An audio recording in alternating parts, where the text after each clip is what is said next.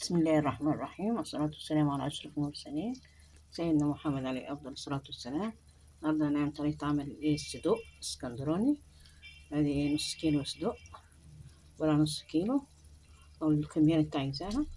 حط عليها جزر، توم، بصل، طماطم، خضرة لو حبة، وادي البهارات بتاعتها: كمون، فلفل اسود، وملح، كزبرة. ممكن تحط مرقة، بس أي مرقة تحبيها يعني.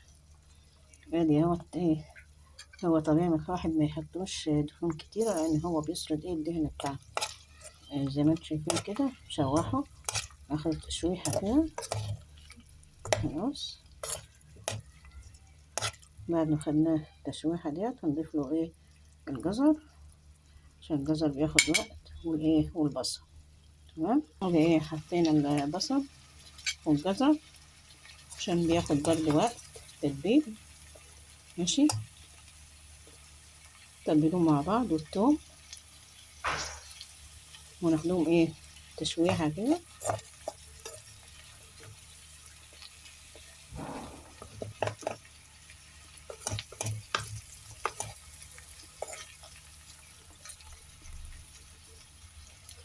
بعد ما يتبلوا شوية نضيف الطماطم. مش عارفة الطماطم متاخدش برضه، وانا مش عايزاها تسود كتير يعني.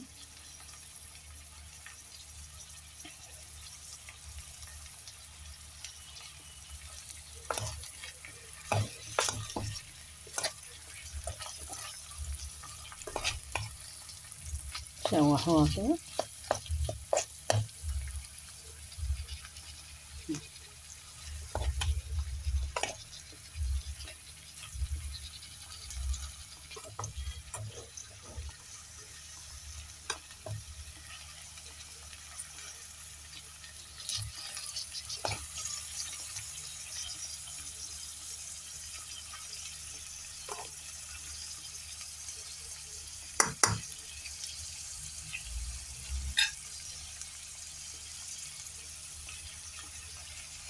حط الطماطم،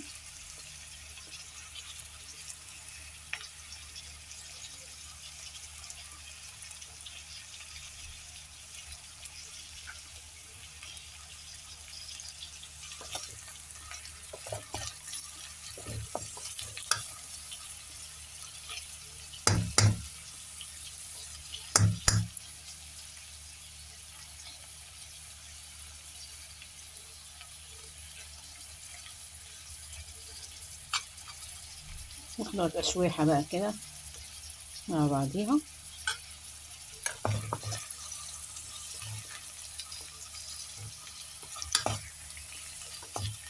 خلاص بقى، الأول نشوح الأول الصدوق لما ننزل الدهون بتاعته كويس. هو بينزل دهون، فهو مش محتاج يعني نحط له حاجات كتيرة يعني، إيه دهن، سمنة أو زيت أو أي حاجة يعني. مش محتاج، كله هيسرده، هيتشوحي بيه. خلاص، يبقى تحطيه كده في الأول شوحيه لحد ما يسرد الدهنة بتاعته، ومنه يتعقم. خلاص، منه يتعقم، ومنه ينزل الدهون بتاعته عشان يتحمر بيه. بعد كده تحط البصلة والجزرة والطماطم والثوم. في الآخر بقى تحط الملح بتاعك والبهارات.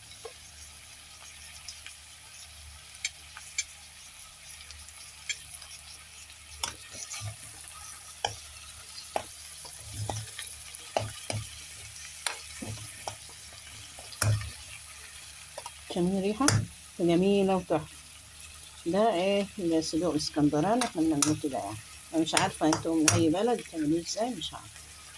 لو عايزة بقى هتحب تعملي سندوتشات ما تحطولوش صلصة كتير يعني، او طماطم كتير، او مية في الاخر.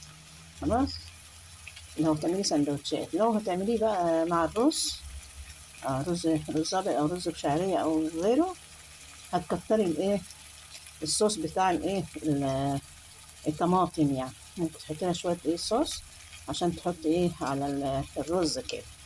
يتاكل منه فيه. وممكن في ناس بقى بتحط له ايه، بطاطس، يبقى صدق بالايه بالبطاطس. بس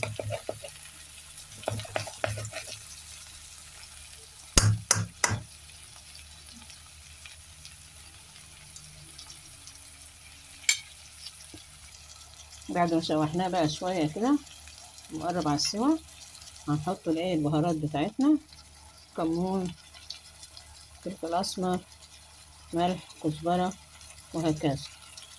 عايزة تحطي مرقة حط، النوع اللي يعجبك.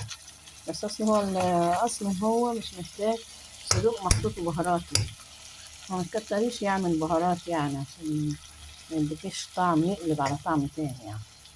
بس وادي الايه الشكل النهائي. دي الايه الصدوق الاسكندراني السندوتشات. قلنا تاني، لو هتعمليه بالرز هتكتري الايه الصوص بتاعه، تحطي شوية صلصة.